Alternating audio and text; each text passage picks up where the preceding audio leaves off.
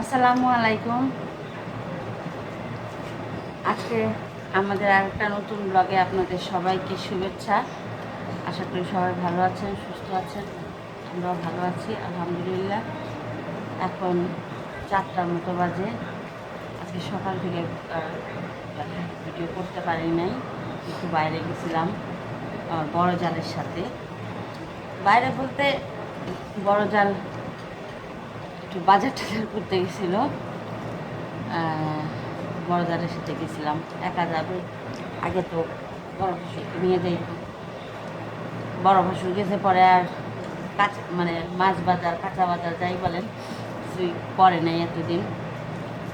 আজকে গেছিল, পরে আমাকে এসে বলতেছে যে একটু যাইতে।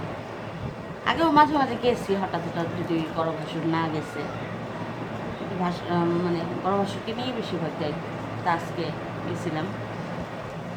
তুই আসার পরে আস্তে আস্তে দেরি হয়ে গেছে, 11টা বেজে গেছে। পরে আর ব্লগ শুরু করি নাই। এখন যে খাইতে বসলাম। আজকে রান্না করছি, দেখাই আপনাদেরকে। লাউ শাক, তারপর আছে এই যে পোয়া মাছ আর ডাল। আবার যে আমার সেজ জালের ছেলেটার মুসলমানি হয়েছে গত শুক্রবার দিন। তা ওর নানু খালা আজকে আসছে, তা ও আবার দিয়ে গেছে আয়াতের জন্য এই যে খাবার। আবার ওর নানু পিঠা মোয়া টোয়া অনেক কিছু নিয়ে আসছে, ওগুলো দিয়ে গেছে। তা এখন খাওয়া দাওয়া করি, তারপর আপনাদেরকে ছাদে নিয়ে যাব, আমার কবুতরগুলিকে দেখাবো। আমার 2টা কবুতর আজকে ডিম পারছে। যে দুষ্ট কবুতরটা বলছিলাম, ওই দুষ্ট কবুতরটা আরেকটা পারছে, আর একটা লাল কবুতর ডিম পারছে। তা আপনাদেরকে খাওয়া দাওয়া শেষ করে ছাদে গেলে দেখাবো। এখন আপাতত খাওয়া দাওয়া করতে থাকি। আরবির বাবা এখনও আসে নাই।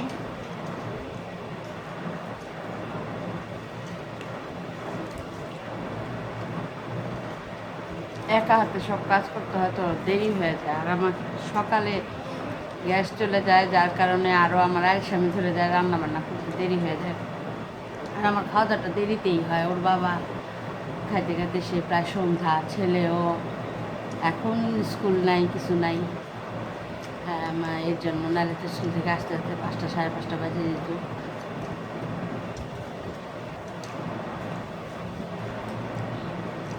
সামনে আমার ছেলের এসএসসি পরীক্ষা। সবাই দোয়া করবেন আমার ছেলেটার জন্য।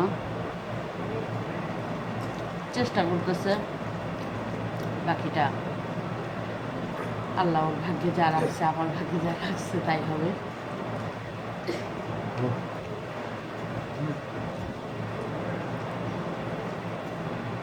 মাছ দেবো, খাও, পেটটা দাও।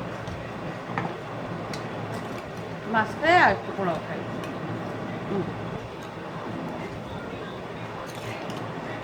আরেকটা দিই। হুম হুম, খাও বাবা, দেশি মাছ ভালো তো।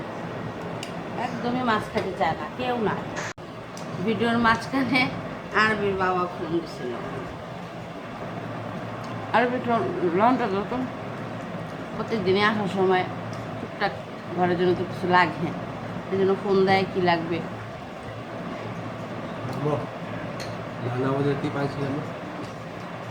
নানু আরবি জিজ্ঞেস করতেছে, আরবির মুসলমান নিতে ওর নানু কি পাঠাইছিল, কেন তোমার মনে নাই? তোমার নানু অনেক বড় একটা ডালাতে কইরা সবার জন্য, আমাদের এই বাসার সবার জন্য, তোমার দাদু ছিল তখন, তারপরে মমরা সবাই, তোমার বড় চাচু তারপরে ফুপিরা সবাই ছিল এখানে, সবার জন্য বড় একটা ডালাতে খাবার পাঠিয়েছিল, রোস্ট, কাবাব, ডিম দিয়া। আবার যে তোমার নানু শসা টমেটোর এগুলো ফুল টুল বানাইছিল, সুন্দর করে ডেকোরেশন করে পাঠিয়েছিল। তারপরে তোমারে আবার আলাদা করে ছোট একটা ডালার মধ্যে আস্তা মুরগি দিয়া দিছিল। আবার পিঠা মিঠা বানায় পাঠাচ্ছিল।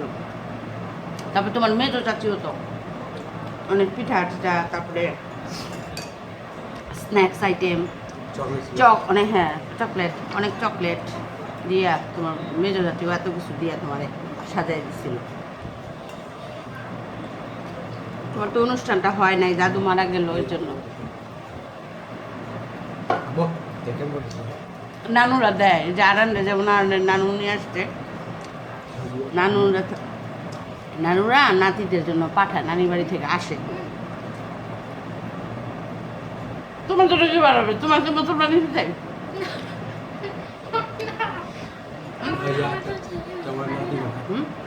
হ্যাঁ, তোমার ছেলে হলে আমি পাঠাবো না?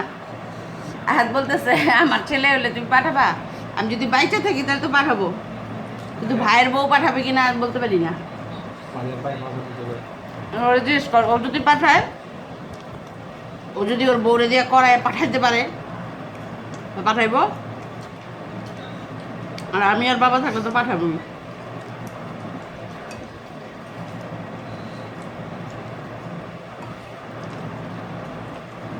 আরবির সময় আরবির দাদু অনেক অসুস্থ ছিল।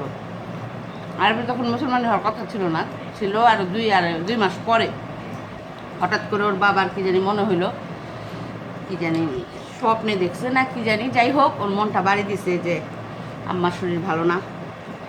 তারপরে তাড়াহুড়া করে ও যখন মুসলমানি করছে, অনেক শীত, ডিসেম্বরের 29-30 তারিখের দিকে অনেক শীত ওর মধ্যে করাইছে ভালো হয়েছে। তখন আমি করাতে চাই নাই, কিন্তু করানো পরে পরবর্তীতে বুঝতে পারছি যে ওর মনটা যে বাড়ি দিছিল ঠিকই। এরপরে তো ওর মুসলমানের 20-21 দিন পর দাদু মারা গেছে, 19শে জানুয়ারি ওর দাদু মারা গেছে, যার কারণে আরবির অনুষ্ঠান আর করতে পারিনি।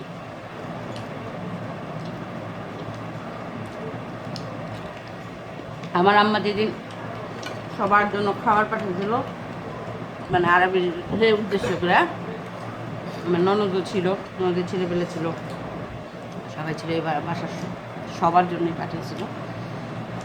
সৌদি রাতেই আর কি আমার শাশুড়ি অসুস্থ হয়ে হাসপাতালে যায়, তারপর 3 দিন যাই হোক দেখে গেছিলো দাদু।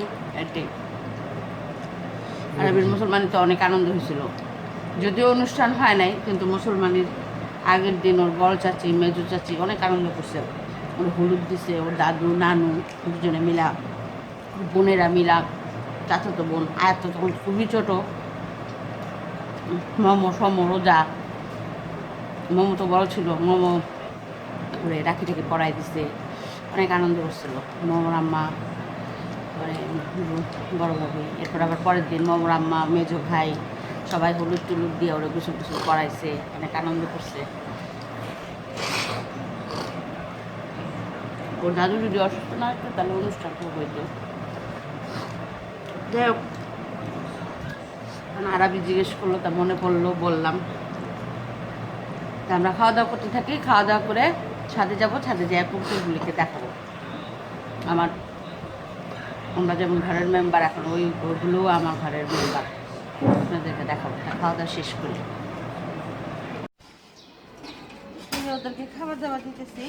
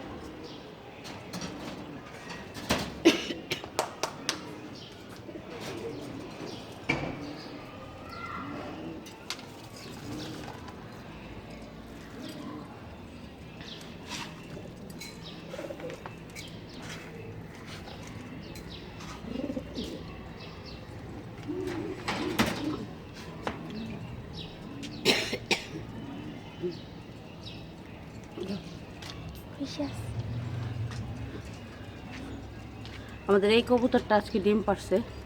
ডিম কি দেখা যায় না? দেখতে তো পারতেছি না।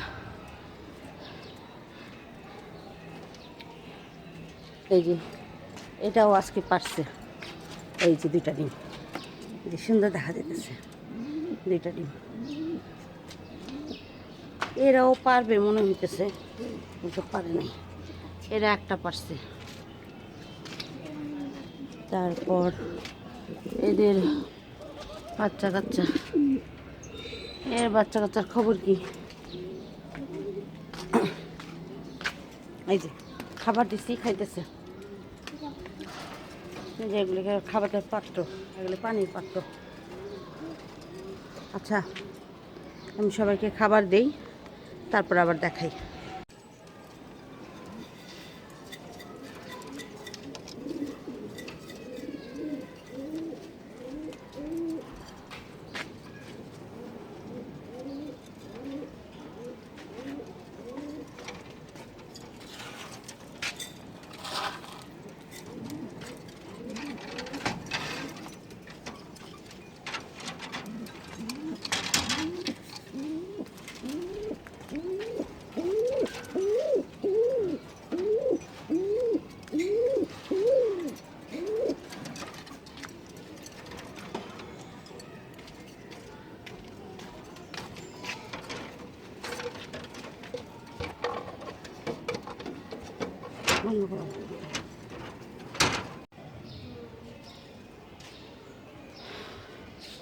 এই যে আমার কবুতর।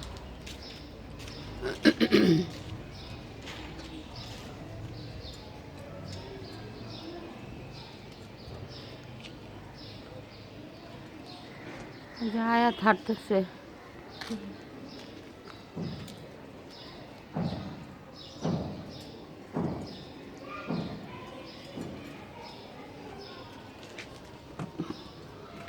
এই যে ঘুঘুগুলি, এগুলি চিল্লাপাল্লা করে বেশি।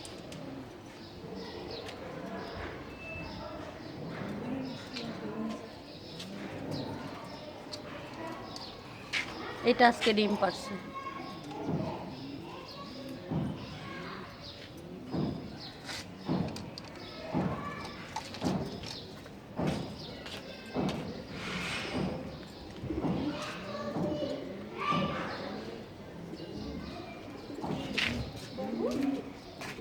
এদের বাচ্চা ফুটার নাম নেই।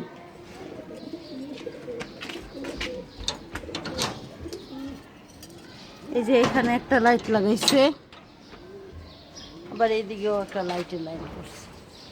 আর ওই যে আমি কল লাগাইছে, ছাদে একটা কল না হলে তো হয় না। এই যে পুঁইশাকগুলি বড় হইতেছে। আর এই যে ওনারা খাইতেছে। এই যে এই দুষ্ট কবুতরটা আজকে আবার একটা পারছে। এই যে ভীষণ বাজে এটা। এটাও মনে পারবে দু একদিনের মধ্যে।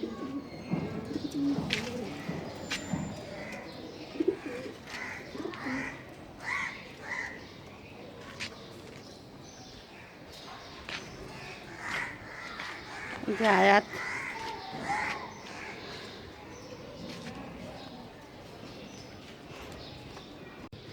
এখন সকাল বিকাল আমাদের বেশ ভালোই কাটে এই কবুতরের সাথে।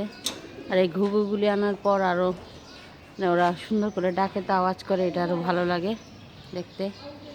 যে আয়াত দুষ্টামি করতেছে ওদের সাথে। আরবি আসতে পারে না বেশি একটা, তারপরে একটু একটু আসে। আরবির বাবা তো অফিস থেকে আসে, কিছুক্ষণ আগে ওদের সাথে সময় কাটাবে, তারপরে গোসল করবে, খাওয়া দাওয়া করবে। আবার রাত্রে ঘুমাতে যাওয়ার আগে একটু দেখে যাবে ওদেরকে এসে। আরবির বাবা আমাকে বলে, মানুষের সাথে বসে বসে গসিপ করার থেকে, গল্প করার থেকে আজাইরা, আমরা মহিলারা বলে আজাইরা পেঁচাল বেশি পারি, গসিপ করি, বদনাম করি। এগুলির থেকে পশু প্রাণী নিয়ে থাকো, আল্লাহ সব দিব বলে, আল্লাহ বলে খুশি হবে। পশু প্রাণী বলে বড় বন্ধু, মানুষ কখনো বড় বন্ধু হইতে পারে না। মানুষ তো নিমও খারাপ, সব কিছু ভুলে যায়, স্বার্থে আঘাত আনলেই সব শেষ। আর দুনিয়াটা হয়ে গেছে এত স্বার্থপর, মানে কার ভিতরে যে কি আছে পুরা বড় মুশকিল। মনে হয় যেন কত আপন, অথচ কত দূরে। তো যাই হোক, এগুলি নিয়ে বেশ ভালোই আছি আমরা। এই যে এটা আয়াত নিছে, এটা বলে আমার মুখে বেঁধে দিবে। ওই যে বড় ভাবি হাঁটতে গেছিলো, হাইটা আসলো।